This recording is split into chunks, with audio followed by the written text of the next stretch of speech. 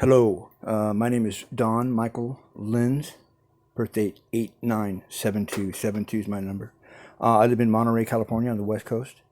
And I've been listening to Minister Farrakhan since LA 92 and grew up in a very diverse culture, one that doesn't get mentioned very much, but it was called a busing. So Mr. Ernest from Hoover Crips was my best friend when I was in sixth grade. And he was telling me the stories that most people don't believe when the CIA director comes to Watts in 1996, because I knew all about that back in the day. I didn't know what it meant, but I knew about it then, and that was an eye-opener. And just to introduce myself, that's just the way I am, and I get a lot of shit for that. Excuse my language. But I say, look, you can have racist problems to my friends. I say this, and most of them do not. It's very overblown, I think, on some levels. That there are militant white boys out there that are very upset and angry because they feel that the anger that they're getting directed towards them or towards us is not coming from the black males who are angry because of racism, but it's being geared more towards the whites that we believe are responsible for that happening. You guys are the ones that did this. You guys are the ones that caused Reginald Lennon to get beat. That's what we say to the cops, and that's what we say to them. Because when I was there and they arrested the Rodney King beating, when I was in L.A., the first thing everyone in my family said, thank God if they caught the cops. Thank God they caught the cops. I don't think Mr. Farrakhan would believe that. That's across the board. I mean, I've had many incidents where it never gets put on TV, but you'd be really shocked to know that there's an army over here. Now, I think he senses that.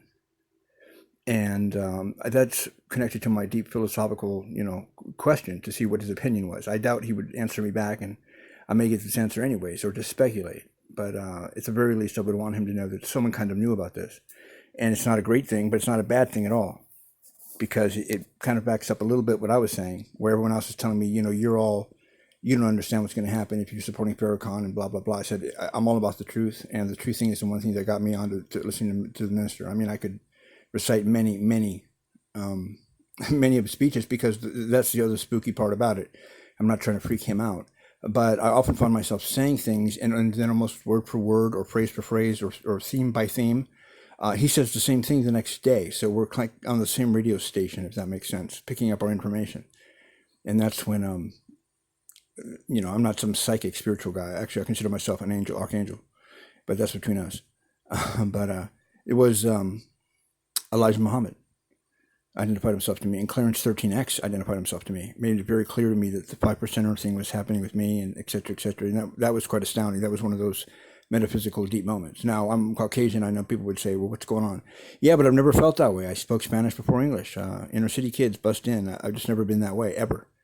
I'm not a reformed guy. I'm not one of those who says that I'm not racist or have hate, or I have anger and things like that in me. But most of the anger that comes towards me is my approach towards this idea of unity, which everyone says isn't going to work. The key is this. I do know how it works. I've been a part of something that it does work in. And one of the reasons that's important is because Yaqub, as I understand it, I don't find much literature on this, but I trust the Farrakhan's word, was the creator of the white man. And I totally believe that he effed up our program. But the thing about, and I know you are the children of Israel, and I know about the Afro-Africans are the actual only ones, because I think only African Americans would have afros that are truly going to be able to be proven Semitic. Because when you look at the Semitic tribes, all of them are very vague. I mean, if you speak Hebrew, but then again, the state of Israel didn't start until about 45 years ago, or 100, whatever. And Hebrew was what the original Bible was written in. But the only group that you can tell is definitely going to be the black man is when they say the Afro-African race is the Semitic race. It's in Africa, for God's sake. And I don't think anyone's disputing that scientifically on the white side or on any side. We couldn't have been alone. In other words, there had to be two races here when the African-American race was here. I don't believe that the white race, or it could have been, got deposited here or came long after, maybe not right away. But it was built to be sort of the opposite or anti to what was going on. And this could have been a long time ago. I'm not going to get into historical, genealogy and all that. But when Neanderthal man were fighting, African men, like, the whole wars between gorillas and the polar bears. And if you think about it, because I've seen this procession happen over and over again, I witness it all the time, is that there's a group that's down, that's oppressed, and then the next group comes along, and they don't seem to freaking have a clue why they're doing this to the next race. and this is how I always viewed my white friends. I'm like, you guys are all slaves. You don't understand. It's another Farrakhan quote. You're all slaves and you love it. I know that speaks by heart. But my point being is, I think we're coming out to an end where we were the same as we were back in the day, where one was trying to dominate the next one. I think it's going to improve because I believe the African American race is going to be coming up now. Now, what does that mean? Take over the country? Well, in a sense, what does take over the country mean? Do you want the country? Do you want the presidency? Really? Because, and again, look at my generation X, which is the most diverse generation on the planet ever in history. No one's noticing that. No one's noticing that. It's the most inclusive race ever to exist on the planet. And it's in America? Yeah. I don't think Mr. Farrakhan realizes that. And yet, if I were to ask the majority of my friends, they would all agree with me 100%. They're a little frightened to listen to the minister, so I decipher it for them. But they know the real from what's fake. And to prove that, in fact, look at the Barack Obama election. It's the only election in the last 20 years where at least we know who won. And then they throw all these blockades in front of him. We know what was up. We knew what was up. When we said our vote didn't count. So for us to say that, then come out and be like, boom. And we had hope. We had hope. We didn't expect anything to go bad. But I think there's demons in that White House that are going to stop anybody. I don't care if you're white, black, or whatever. My point being is I think we're meeting eye to eye again at some point. I think that I don't know what our race was or your race was or what you look like or I look like. I have a feeling, and I'm curious theologically if this makes any sense, that we are both coming, the white man and the black man are always going to be at ends or always understand we've always been around on this planet at the same time, either killing each other, you've been killing us and we've been killing you. And when does it start? Because I couldn't understand why people were still being racist and hate-filled at the last 50 years. I couldn't believe that. Even with the Trump election, it made no sense to me. That's not what I see on the streets. And I'm wondering, are they having to play out some sort of historical, script? Does they have to be that way? Much like maybe the African Americans were to us 5,000 years ago, and then it cycles back and over and back and over. Now, there's other races on the planet, but are they going through the same thing? The Chinese and the Hong Kong, Russians and English? I'm not sure.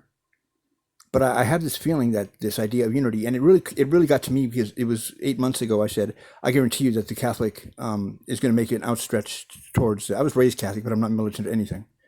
And I said, I guarantee you, we're going to make an outstretch to them because we're seeming to share similar identities at this point. And then when the Michael Flager thing happened, I knew right away. All my friends called me. They're like, how did you know that? Because that was a ridiculous thing to say. And I don't know. I just thought I would really like to get an answer on that. What his opinion is on that. Does he believe that? Because I believe that we've been recycled, or that at least the races have been cycled for many years. And if you're the original man, you would have been around for a long, long, long time. Now, I'm not saying that white men are the original man. I'm not saying that it's not some other group. It could be the Israelites and the Egyptians and the slave owners then and now. But I'm saying that there's something repeating from long, long time ago. The only thing missing is that from Mr. Farrakhan's point of view, it has been that it has always been the white man who has oppressed the African Americans. There's no doubt about that. I don't understand why that's happening. And I always said, I think we're being made into slaves as white men to do that because you guys are all, it's as if it doesn't make any sense. I don't understand why people do it in my race. And I can't stop it. But it's almost as if, why would you stop it? That's the progression. It's been that way for thousands of years. And I've never heard him really discuss that, although I know what his job is. You're not supposed to be bringing up, hey, by the way, the white guys are cool because we used to kill them back in the day. If that's even the case, I'm just saying. But it would be wonderful to talk to. I know he went and saw Alex Jones. That pissed me off. Alex Jones is not, he's kook. You should have come and visited me. Remember, if you're the Mr. Bigwig, if you want to go to the White House with the real Satan and have dinner, I'm just kidding. I love the minister so much you don't even know. I love him so much you don't even know. I'd stand up for him more than anyone else I know in the world. But nonetheless, it's going to be a loser. It's going to be some bum. I'm some drug addict out in California. I've been studying this for years, and I do have a lot of supreme wisdom that I don't derive from Freemasonry, which is basically the same as supreme mathematics, and supreme alphabet. And there's too many things that I have coming to me that I don't go searching out for, that come to me from African descent, from Mombasa, Kenya. The dreams that I have, and my mother, and I know things about the area. It's very strange. I know that may sound a little too mystical, but hey, we all get our information in different ways, and even when I sometimes believe that I thought, well, why would Elijah Muhammad want to speak to me? He hates white people, and then I felt this feeling that there was something different going on. And there was something about, there's different spirits in us. Like, what makes you think you'll always stay African American? Same with me. Maybe we do switch out into other races. And when sometimes you're homosexual, sometimes you're, perfectly straight. and that reincarnation on some level does exist. But if not that, at least the level of reoccurring patterns does exist.